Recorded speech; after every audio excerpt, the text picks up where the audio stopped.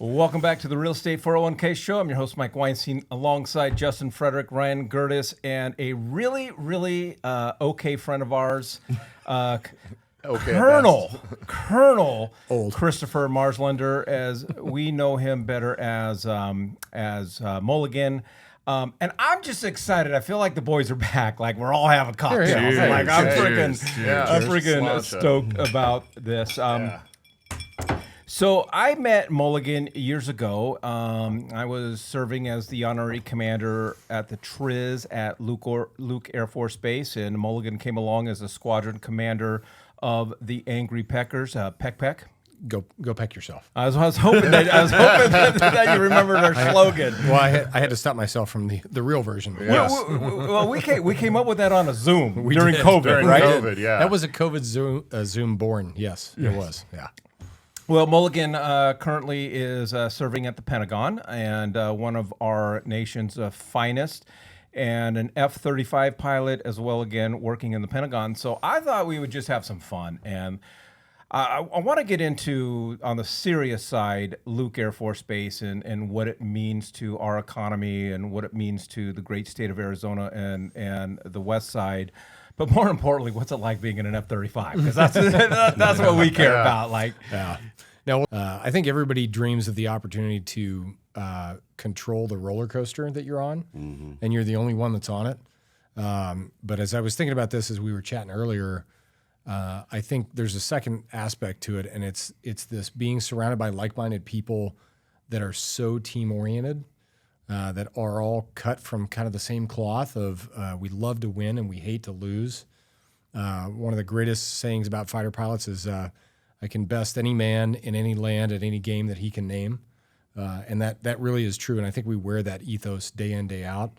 But we also have this love of brotherhood around us, that it is, you'll lay down your life for anybody next to you on either side, and there's no question about it. And so it's a highly performing organization of a whole lot of people just wanting to go do the right thing at the moment, and it's a lot and of go fun. fast. It didn't feel like that at all during Top Gun. Like, you know, No.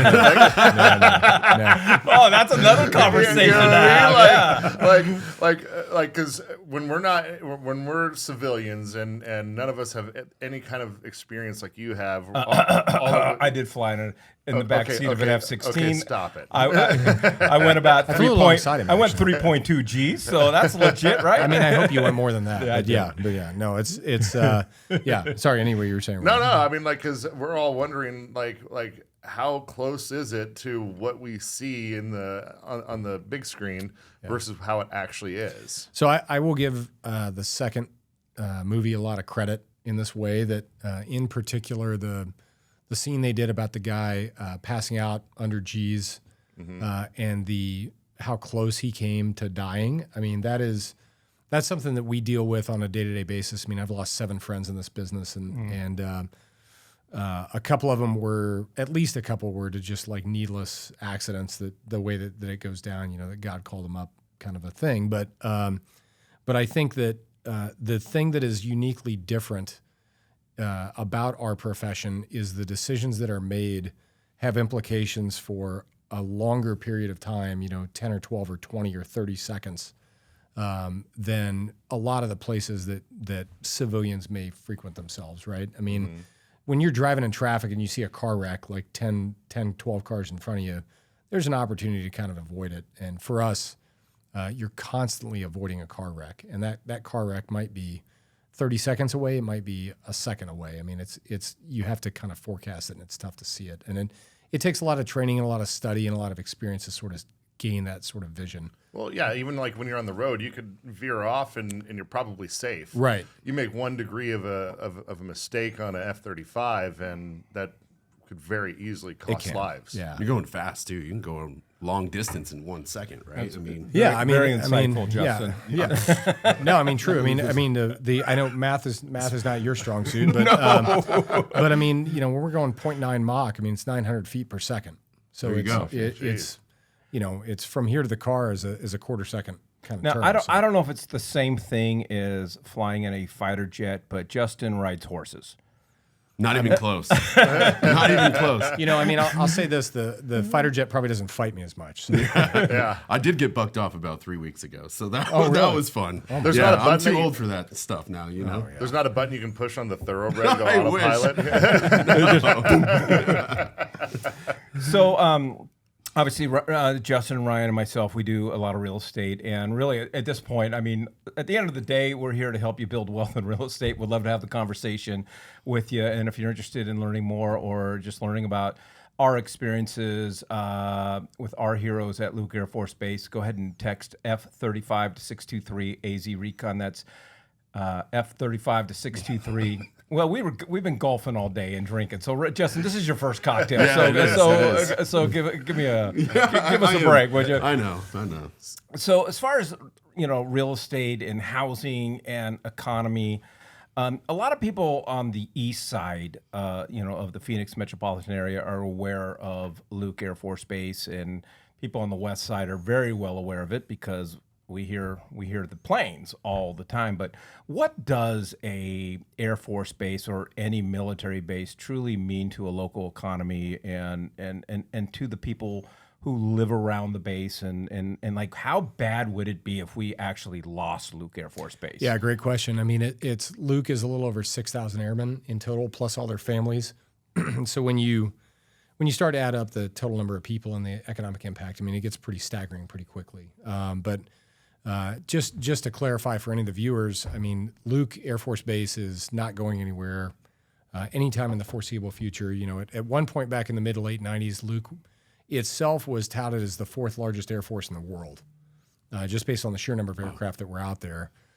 It's currently, from an economic environment or economic impact study, authorized up to 144 aircraft. I think right now they've got somewhere in the low 130s, something like that, high 130s.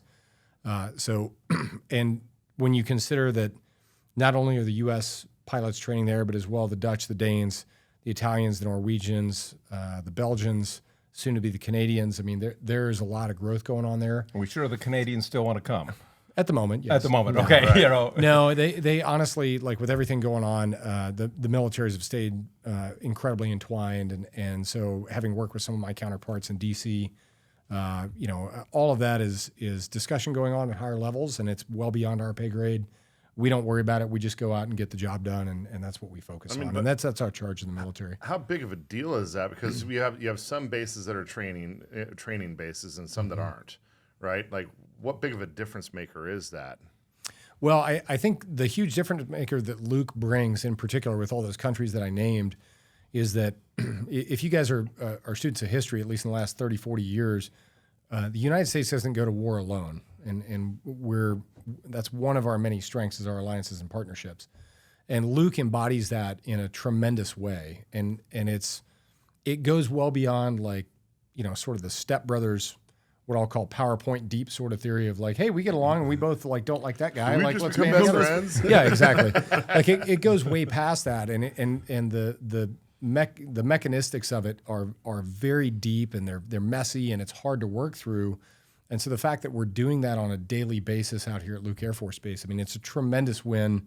Not trying to be dramatic, but it's a tremendous win for the U.S. Air Force. It's a tremendous win for America. Mm-hmm. It builds a lot of partnerships. I mean, I literally have gone out and flown in different areas around the world since having worked here, and been able to, as weird as this may sound, like ear identify people over the radio that I'm like, I know that guy because I flew with him here at Luke Air Force Base, and that's cool. And we've been able to form those kind of partnerships. And similar to how you guys operate in the civilian sector, like it's when you have that bond with people, and there's kind of a level set when you walk into an environment, like it makes it a completely different fight when you show up like that. It's badass. Because even though you're really training, good. you still feel like you've kind of gone to war with each other, right? I mean, Well, I mean, you're training with each other. You're simulating it on a daily basis, but You're drinking together. But yeah, which is also important. That's important. So, but good for America. But it's God bless. What's one of the unique aspects about the fighter pilot culture is that, and this is I think less found in a lot of other areas, is this debrief attitude that we have, that everybody checks their ego at the door, and we get into the debrief room. And I've been in debriefs that last 20 minutes, and I've been in debriefs that last 9 hours.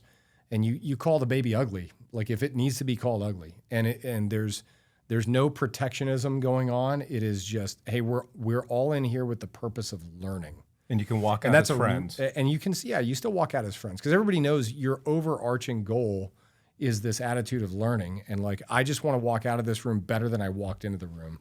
And that's a really, really amazing thing. And you can form really fast friends when that's the culture surrounding the organization. I want to just give our listeners. There's so much to the inside and the ongoings of the military and the brotherhood and the sisterhood of that, and just how cool it is. But Ryan and I have it's been one of the truest. I'll speak for you. It's been one of the truest honors of our life of being so entrenched at Luke Air Force Base and meeting some incredible people like yourself.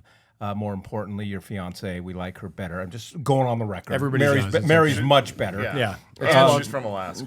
Low bar. Yeah. And also she would have easily trounced it anyway. But I one of the most fascinating things for me, because Ryan and I've got to experience some really cool things, but it's the roll call and the naming. And I can't believe this. Like, I don't know how many years we've known each other. I honestly, to this day, have no idea how you got your call sign Mulligan. And so we saw him golf today. So damn it, Ryan! There was a joke coming. I on the drive over here from the golf course, I had a whole joke, and you just blew it. Damn it, you asshole! So I didn't know whether your call sign Mulligan came from the fact that people think you're really good at golf, or a reflection of what Ryan and I got to see today. But I can't believe I've never asked you how you got your call sign Mulligan. Well, anonymity's been a goal of mine for a long time, so I managed to hide to this point. And then with that, kind of just take us through the experience of like being there for a naming. Yeah. So it's a crucible, right? But it's an honor at the same time. I mean, the first thing to understand about fighter pilot call signs is you never get named something because you did something so good. So Ryan's dumbass, so Justin's a-hole, and Dirty Gertie didn't get out there for no. Yeah, so things I did well. The underpinning of all of it, I think, like to draw it to a higher level is humility, right?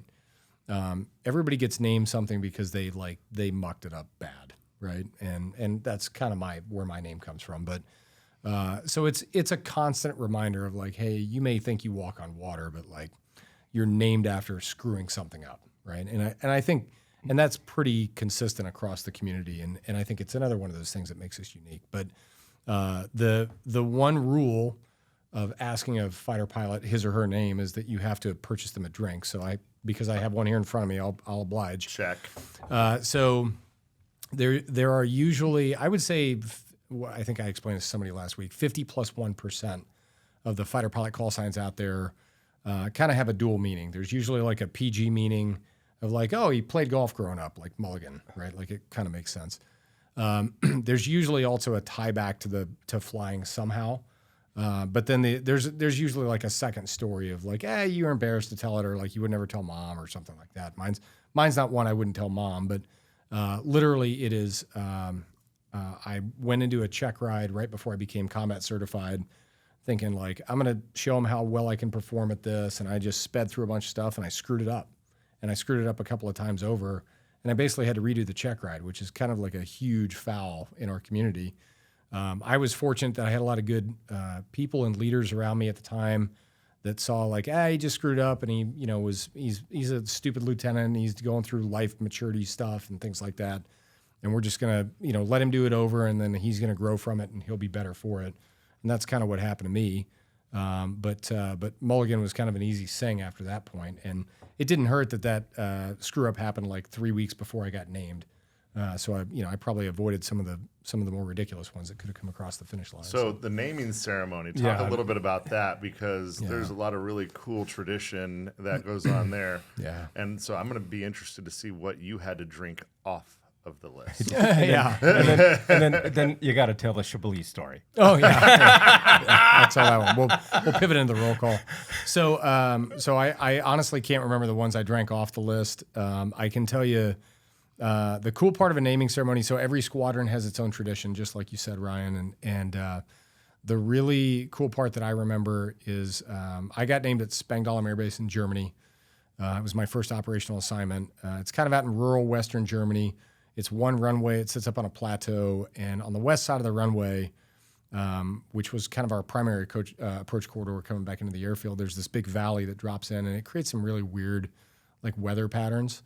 And so we actually, well before I got there, about 6-7 years before I showed up, we had a pilot, Stiff Johnson, who basically got spatial disoriented at night, coming back into land like in snow at nighttime, and hit the ground and died. And didn't know he was disoriented, didn't know he was off the approach axis and glide slope and all these things. And he died relaxed and all these terrible things, and he left behind a family.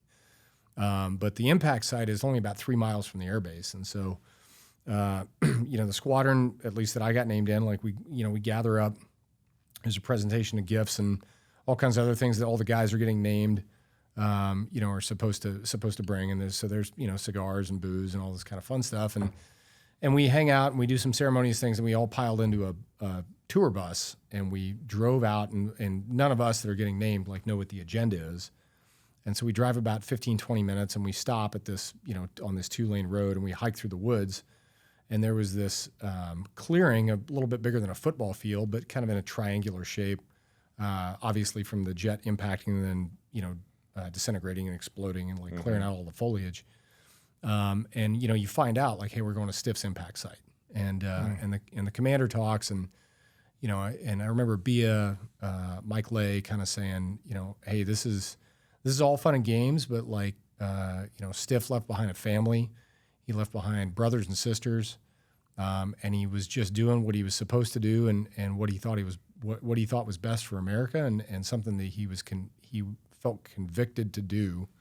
By a part of service. And so that was the first piece of it, right? And it was of the naming of all this debaucherous hilarity was hey, let's reground this and talk about what we do and why it's important and why the decisions we make on a second-to-second basis matter. And it was a really, really cool thing, because it put this huge foundational side to the rest of the night with, of drunken debauchery and all this other fun, to just remember hey, we're at the end of the day, we have this job to do, and that's why we're here. It's not just to go party and have fun with each other. And I think it's another one of those things that just sort of separates the community. So it seems way more impactful than the namings that I've been to. Yeah. Yeah. It varies. Like I said, everybody's got their own different tradition, but that was the first one. But to the roll call, what I will say is, Well, I say we tease it for Wednesday. All right, tease it. All right. So you're going to want to tune into Wednesday's episode to learn about what a roll call is and how freaking amazing it is, and the time that we made Ryan look like an ass, and it was fun. It's not hard to do. It's not hard, but sometimes honest, sometimes it's more fun than other times. but you didn't even help this time. I mean, it was without help. Well, all right, so that's the cliffhanger. Tune in Wednesday. All right, if you'd like some more information about real estate and building wealth in the Phoenix metropolitan area, and really how Ryan and I and Justin have been partners with our guys and gals at Luke Air Force Base and putting them on the path to building wealth in real estate. We'd love to have that conversation with you. Go ahead and text the word F35 to 623 AZ Recon. That's F35 to 623 AZ Recon.